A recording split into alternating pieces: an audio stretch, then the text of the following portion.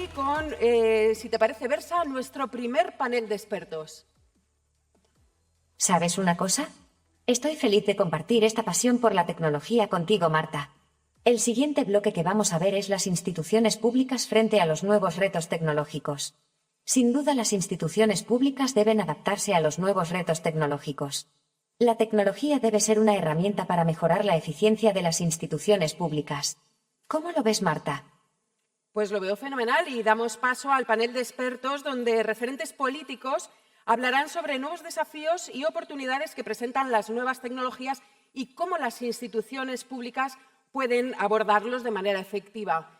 Y yo me pregunto, ¿qué es lo que van a hacer? ¿Qué es lo que van a hacer las instituciones para, pues para introducir esas nuevas tecnologías en la administración pública?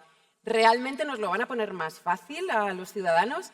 Ellos nos lo van a contestar. Damos paso a Emma López, de PSOE, Tess Sidi, de Más Madrid, Adrián Vázquez, de Ciudadanos, y Esther Ruf, Empatía y partner de eSports Business Life. Hola, buenos días. ¿Qué tal? ¿Cómo estáis? Muchísimas gracias a todos por venir un día más al Meta World Congress y quiero darles la bienvenida a estos tres maravillosos ponentes porque hoy tenemos el placer de tener tres políticos que representan el nuevo liderazgo, que representan la valentía y son políticos a los que no les ha dado ningún miedo implicar la tecnología en las instituciones públicas. Es decir, como os decía, son políticos valientes.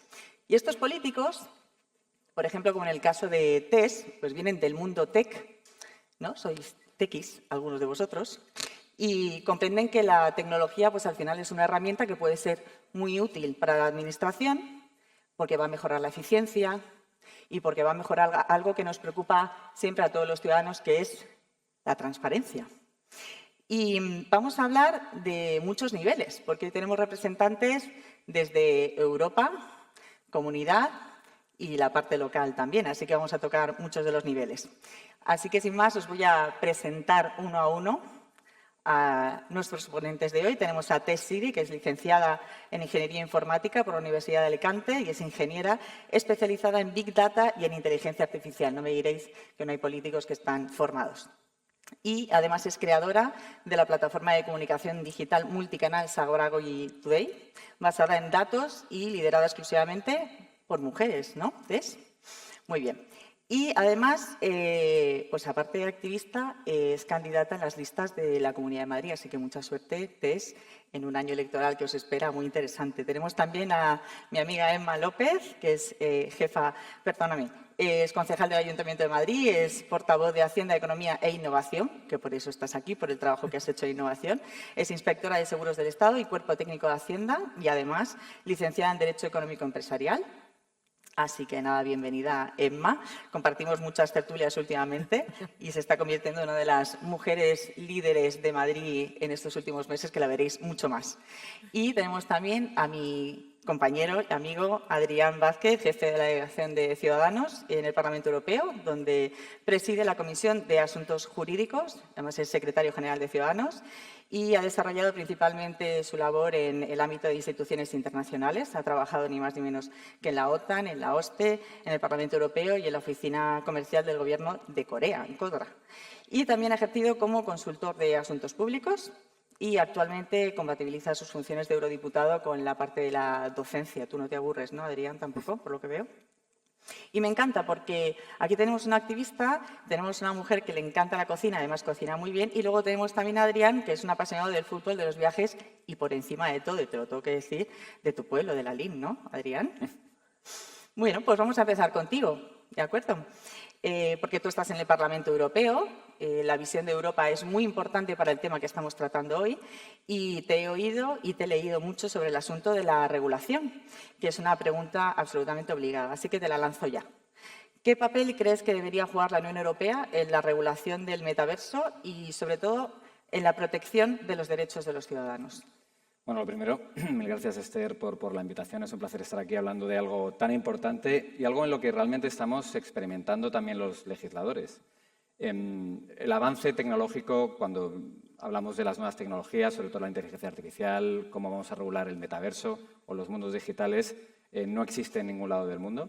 Entonces, ahora en Europa, efectivamente, somos el primer bloque que estamos 2 legisladores intentando ver cómo le ponemos puertas al campo, porque legislar en el mundo digital es algo complicadísimo y es muy difícil decir dónde empiezas, dónde acabas y hasta dónde llegas, pero claramente es algo que cada vez demanda mayor regularización.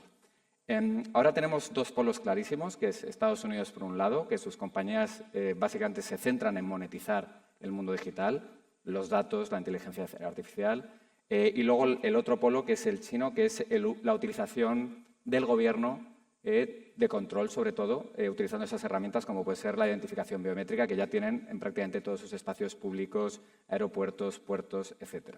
Entonces, la Unión Europea aquí sí que podemos ser los que cambiemos el juego. Podemos definir un poco cuáles van a ser las bases de la regularización del mundo digital y es lo que estamos intentando. Yo hace poco estuve en Washington hablando con legisladores sobre qué habían hecho, qué habían intentado iniciar para regular la inteligencia artificial y están absolutamente retrasados en esa parte.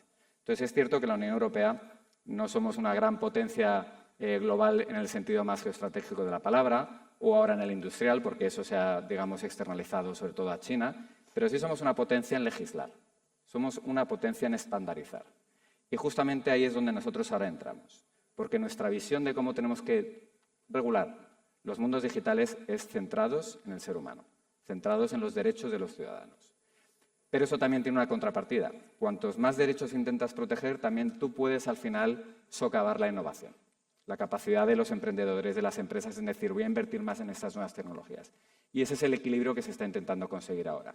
Esta legislatura, hemos sacado ya la Directiva de Inteligencia Artificial, que define un poco los 4 niveles de riesgo, desde inaceptable hasta abajo. El inaceptable, por ejemplo, puede ser el que una inteligencia artificial busque manipular a los ciudadanos. El caso TikTok es clarísimo y en eso estamos intentando regular y con sanciones adquiridas. Un riesgo alto puede ser el impedir que la inteligencia artificial defina decisiones sin un control humano. Vamos a poner LinkedIn, vamos a poner que yo voy a buscar un empleado y por el tipo de perfil que yo busco, el algoritmo me sesga por raza, por religión o por orientación sexual. Ese tipo de cosas son las que tenemos que impedir. Por lo tanto, cuando haya un riesgo alto, tiene que haber un control humano al final, una especie de supervisión de un ser humano para que pueda decidir. Y luego riesgos ya más intermedios o bajos, el intermedio puede ser un chatbot. O sea, tú tienes que saber cuándo hablas con un ser humano y cuándo hablas con un chatbot. Y todo esto ahora mismo está sin regular. Y ahora el siguiente paso es el más complicado, que es el de la responsabilidad civil de la inteligencia artificial. Yo soy presidente de la Comisión de Asuntos Jurídicos, que suena árido, pero somos los responsables de legislar todos los aspectos éticos de las nuevas tecnologías. Y justamente la responsabilidad civil es una de ellas, ¿no? El dilema del tranvía. Lo primero que nos preguntamos, ¿qué pasa con un coche autónomo? ¿Qué pasa si sale un balón por la carretera y tiene que decidir entre girar a la izquierda y matar al ocupante o a la derecha y matar a una pareja de abuelos que están paseando? Este tipo de cuestiones son complicadísimas de decidir. Y hasta qué elemento de creatividad tú puedes adjuntar esa responsabilidad civil. Entonces son temas muy complicados, como digo, es ponerle puertas al campo, pero yo creo que la Unión Europea, con este enfoque humano de la futura legislación, es donde vamos a generar un cambio ya no solo en nuestro continente, porque tenemos que armonizar aquí la legislación, sino vamos a tener un impacto global. Bueno, es verdad que cuando hablamos de la regulación y preguntamos mucho, ¿no?, cómo se va a regular esto, ¿hace falta o no hace falta una regularización? Parece que hablamos un poco gratis, pero como bien explicas, es un tema muy complicado. La expresión de ponerle puertas al campo yo creo que es la mejor que se puede utilizar aquí y desde luego no es un tema fácil. Y hay un tema que tampoco es fácil y que he visto a algún padre con sus hijos también por aquí, aprovechando que no hay colegio, que preocupa y mucho, que es la educación digital. Así que voy a ir contigo, Tess, porque yo sé que en tu activismo has hablado mucho de este asunto, de la educación, y con la experiencia que tú tienes, que como he dicho, eres el perfil más tech de los que tenemos hoy aquí, te voy a lanzar la pregunta. ¿Cómo crees, ahora que tenéis las elecciones el día 28, puede que entres en la Comunidad de Madrid y o te toque estar en la oposición o te toque gobernar, todavía no sabemos, ¿tú cómo crees cuando llegues allí que las instituciones públicas a tu nivel, que es el nivel autonómico, pueden garantizar una educación digital que sea sobre todo accesible para todos los ciudadanos, independientemente de algo que preocupa, que es el nivel socioeconómico? Bueno, me sumo a los agradecimientos. Yo creo que lo primero que tenemos que poner en el centro es la importancia de esa educación, ¿no? Una educación pública y de calidad. Y partiendo de esa premisa, ¿no?, de esa educación pública y de calidad, es esa orientación presupuestaria. Pero ¿cómo se puede hacer una orientación presupuestaria eficaz, ¿no? Que esa es la gran incógnita. Yo creo que la única manera es midiendo y recogiendo datos, digamos, a nivel obviamente autonómico, pero en el mundo tecnológico siempre decimos, y sobre todo en el mundo de Big Data, decimos que la única manera es recogiendo esos datos de esos ciudadanos y sobre todo segmentando las necesidades presupuestarias, ¿no? Obviamente un barrio no es igual que otro, por lo tanto esas partidas presupuestarias también tienen que ser acordes, ¿no?, a ese nivel socioeconómico. Ahora bien, ¿cómo recogemos esos datos? Yo creo que es verdad que las instituciones públicas llegan un poco tarde, ¿no?, a esta revolución digital. Es algo que creo que todos sabemos, que rellenamos un formulario en cualquier portal, ¿no?, digital, y muchas veces falla. Pero también hay una concepción de que la educación es solamente para algunos, ¿no?, solamente para una edad. También tenemos que tener en cuenta una educación para diferentes edades, incluso para los propios educadores. Es decir, un profesor, sobre todo, ¿no?, ahora que estamos en este metaverso, ¿no?, es importante ese cambio de roles, ¿no? Es verdad que dependiendo de la familia de la que vienes puedes tener acceso, ¿no?, porque damos por supuesto, ¿no?, que todo el mundo tiene un ordenador, todo el mundo tiene ese acceso a Internet y ese acceso digital, ¿no?, porque tenemos tanta información alrededor. Pero la verdad, y lo hemos visto con el COVID, es que no es así. No todo el mundo tiene un acceso a una calidad y a una educación digital. Por lo tanto, yo creo que tenemos que reenfocar la educación a ser una educación mucho más inmersiva, una educación mucho más atractiva para el que está aprendiendo. Y esa es la única manera, es metiendo este metaverso o estas tecnologías, pero sobre todo permitiendo que sea barato para el acceso para todo el mundo. No puede ser que una familia sí que se pueda permitir una educación, ¿no?, digital en casa y otra no. Yo creo que ahí está el gran reto de las instituciones, pero todo parte obviamente por darle prioridad a la educación pública y darle prioridad también presupuestaria, y luego digitalizando a la propia institución, digamos, compartiendo datos entre institutos, entre organismos públicos, no verlo como siempre como espacios compartimentados. La única manera de solución y obtener sobre todo soluciones conjuntas es compartiendo datos, obviamente desde el anonimato, desde la analítica, porque es la única manera que vamos a poder detectar el riesgo, vamos a poder también medirnos a nosotros mismos y medir los programas estatales y autonómicos y su eficacia. Porque no vale muchas veces, y nos pasa en las corporaciones, solamente destinamos presupuestos para tener ese check, para tener he hecho esto a nivel autonómico o como partido. No. Hay que pensar más a largo plazo y otra cosa bastante importante que yo como ingeniera veo mucho, necesitamos atraer a los ingenieros a las instituciones públicas. Es importantísimo que la gente tequis quiera formar parte de esta revolución en las instituciones, ¿no? Bueno, por eso das tú el paso también, ¿no? También, eso Esto es verdad que se lo vimos mucho a Ciudadanos, que entren los profesionales y los gestores dentro de la política. Siempre es muy importante, porque no todo el mundo va a saber gestionar lo que tenéis que gestionar, que es que parece que es la economía de casa, el formato es el mismo, pero al final estáis gestionando las vidas de las personas, ¿no? Totalmente. Y me gusta que hablaras del tema de la capacitación, de la digitalización, porque de la capacitación hemos oído hablar mucho al Partido Socialista con el candidato de la Comunidad de Madrid, pero en este caso tenemos hoy a Emma, que además es la jefa de campaña de la candidata del Ayuntamiento, Reyes Maroto, que se presenta ahora también para el 28 de mayo. Y a Emma la hemos oído mucho hablando de la gestión de las instituciones públicas en el nivel en el que trabajas, como portavoz de Economía, de Hacienda y de Innovación. Yo te he oído hablar mucho de innovación y te lo tengo que lanzar. Emma, ¿tú cómo crees desde el Ayuntamiento de Madrid que pues, esa institución pública a nivel local está respondiendo a los desafíos tecnológicos que tenemos? Y si crees que hay sesgos, que de esto hemos hablado tú y yo en alguna ocasión. Pues muchas gracias, Esther. Muchísimas gracias a todas y todos en la organización de este maravilloso encuentro. Efectivamente, tenemos un reto por delante gigantesco. Y uno de los grandes retos que tenemos, yo creo que es que como administraciones, ya no tanto solo en lo local, sino en todas, esta vez no nos quedemos atrás.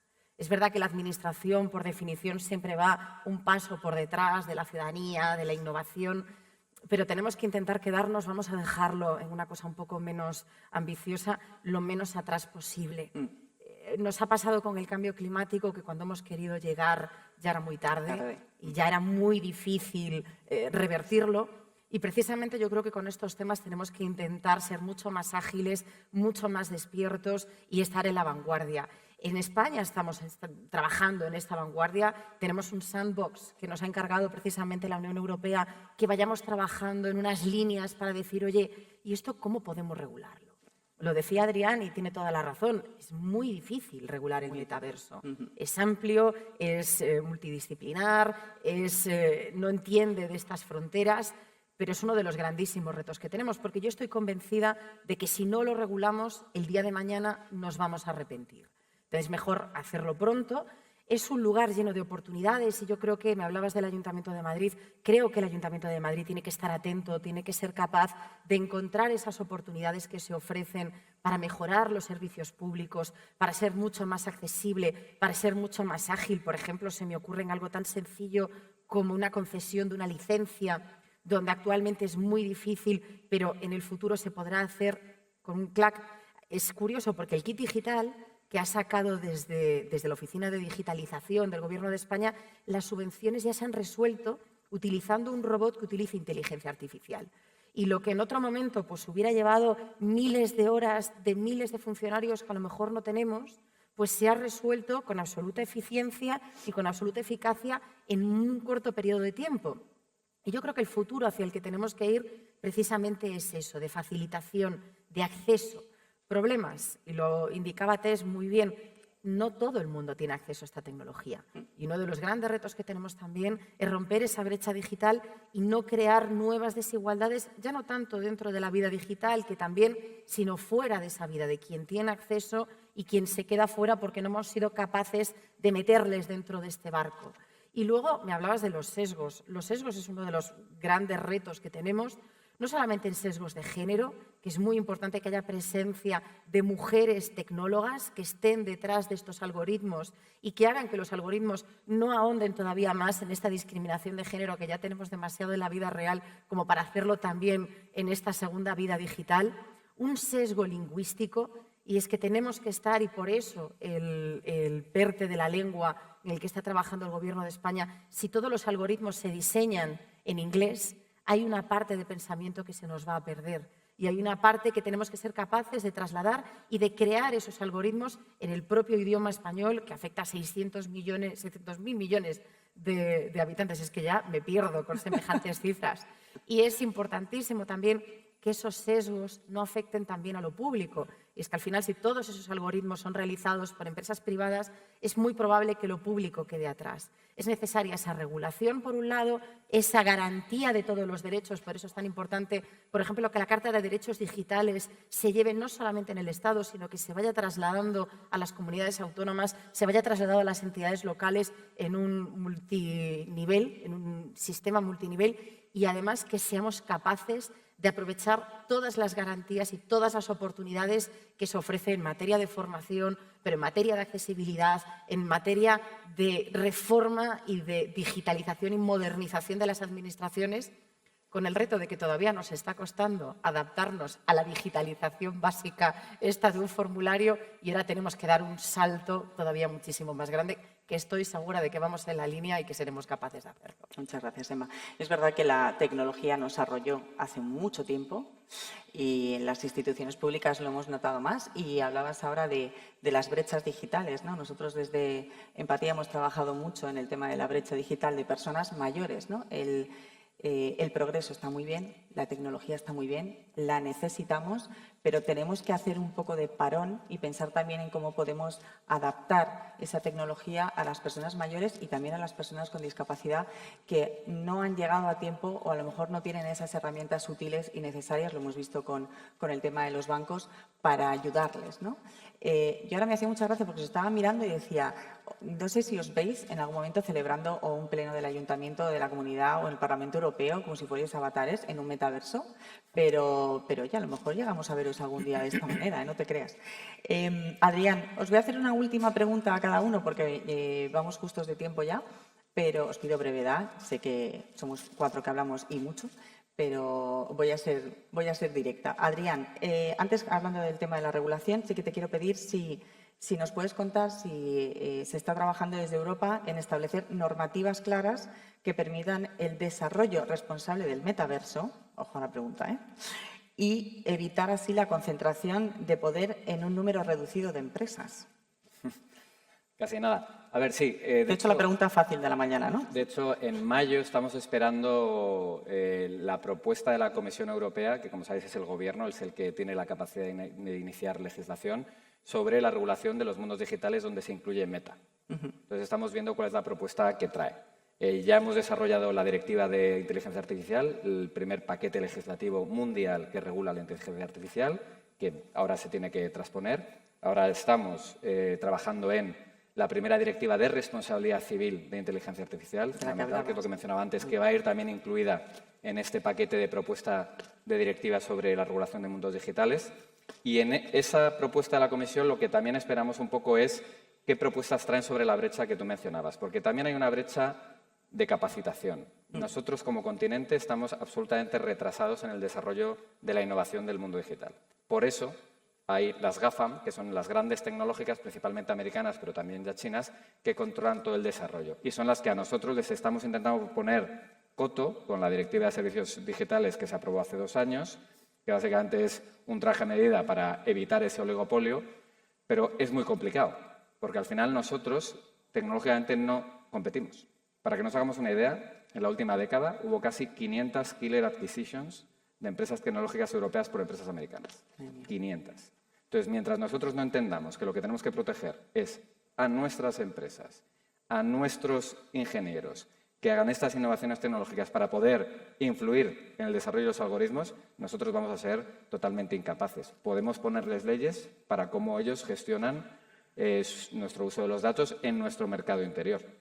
Pero, punto. Entonces, yo espero que no solo se centre en la parte más de protección de los derechos de los ciudadanos, que es capital, pero que también se centre en cuál es la propuesta de la próxima década para que podamos competir o al menos empezar a competir y desarrollar nuestros propios mundos digitales y nuestra propia regulación en algoritmos y en inteligencia artificial.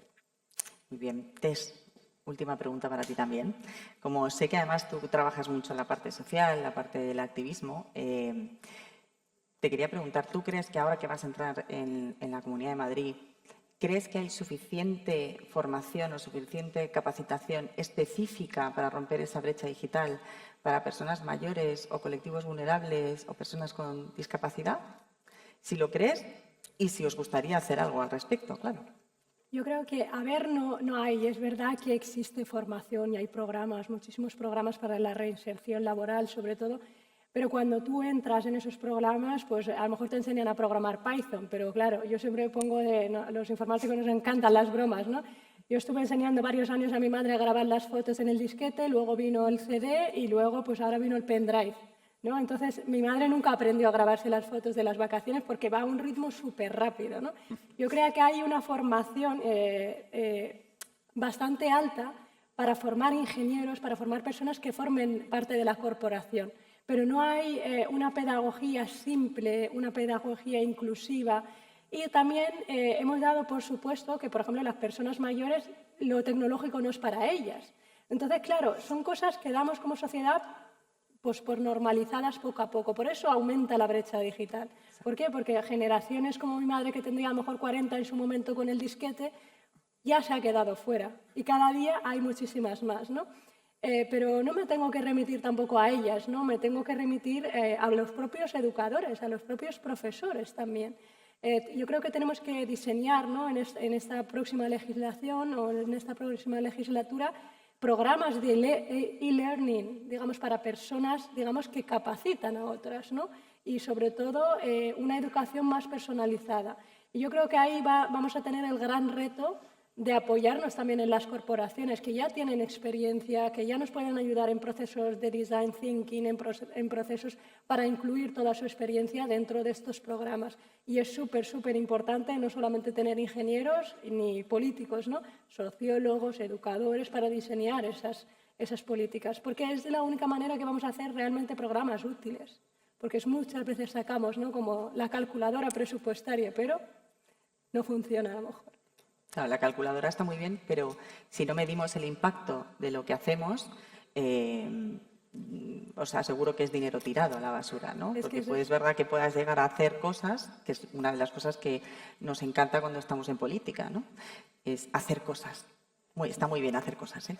Pero si no medimos el impacto de lo que se hace, os puedo asegurar que es un dinero que hemos pagado todos con nuestros impuestos que no sirve para más que el titular, que esa es la parte triste de esto, ¿no? Pero bueno, por eso estáis vosotros tres aquí, porque tenéis un perfil bastante distinto. Así que nada, Emma, última pregunta también, aunque ya has comentado algo, pero yo sí quiero que os posicionéis un poco, y te lo voy a preguntar a ti, pero luego os voy a hacer la misma pregunta a los tres, para que el posicionamiento quede muy claro, y es regulación sí o regulación no. Regulación sí, lo cual no significa impedimento. Decía Adrián una cosa que es importante, que es cómo vamos a ser capaces de regular esto sin obstaculizar la innovación. Es necesario que seamos flexibles, pero es imprescindible que garanticemos los derechos de las personas. Tanto el metaverso como toda la inteligencia artificial y lo que viene detrás supone unos grandes retos. En países como China, por ejemplo, ya se está utilizando para identificación facial y son perfectamente capaces de saber quién ha estado, por ejemplo, en una manifestación, dónde ha estado, qué ha hecho exactamente después. Yo creo que eso es algo que no queremos y, por tanto, eso es algo que tenemos que regular. Más cuestiones que creo que tenemos que regular. Creo que tenemos que trabajar en algoritmos verdes. No puede ser que los algoritmos consuman tal cantidad de recursos porque precisamente si estábamos hablando de cambio climático no podemos llegar a un mundo digital que lo que haga sea terminar de acabar ya con este mundo físico que tenemos, que ya lo tenemos demasiado maltratado. Bastante. Y más cuestiones que creo que son vitales, los derechos digitales. Y sobre todo en esta época en la que estamos hablando mucho de fake news, es fundamental regular esa trazabilidad de la información. Veía antes la foto esta que se ha hecho muy viral del Papa con un plumífero. Llega un momento en el que ya no vamos a ser capaces de distinguir lo que es real de lo que no. El ChatGPT es fantástico, nos está rompiendo la cabeza y los esquemas a todos, pero hay veces cuando sabes de las materias y le preguntas que falla, claro, que te está contando cosas que no son. Bueno, pues desde las administraciones públicas yo creo que tenemos también el reto de conseguir, utilizando la tecnología, el blockchain, cómo hacer que esto no suponga todavía un mundo más complejo, más escurridizo y más difícil de distinguir la verdad de la mentira, porque luego al final eso supone unos gravísimos riesgos, especialmente también para la democracia. Es que es verdad que esa herramienta de la que tanto se está hablando últimamente, ¿no? Porque además es una herramienta que está al alcance de todos, no pensemos que esa herramienta nos está diciendo la verdad. Esa herramienta lo que nos ayuda es a lo mejor a crear, pero la verdad, eso está en duda en cualquier red social o en cualquier buscador, además. O sea que nada, os lo hago muy rápido. Regulación sí, regulación no. Adrián. Muy de acuerdo con lo que ha dicho Emma. Regulación sí y además con capacidad de actualización constante. Perfecto. Regulación sí, regulación no. Siempre sí. Y la innovación va a significar la democratización de los recursos. Es verdad que, como comentaba, no puede ir en detrimento jamás de los derechos humanos y la propiedad, digamos, de esos datos. Bueno, pues muchísimas gracias a los tres. Mucha suerte, sobre todo, que es la más suerte inmediata que necesitáis a Emma y a Tess. Mucha suerte, Adrián, y gracias por tu trabajo en Europa. Esperamos veros muchas más veces, que os atreváis a por fin hacer un pleno en el metaverso. Estoy deseando ver vuestros avatares, creedme, a ver cómo hablan. Y muchísimas gracias a los tres por pasar esta mañana con nosotros y demostrar que hay políticos valientes que están en el mundo. Gracias. Muchas gracias. Gracias. Muchas gracias. Gracias, Esther Ruiz, por haber moderado este panel. Gracias, Emma López, Tess Sidi y Adrián Vázquez. Os invitamos a que...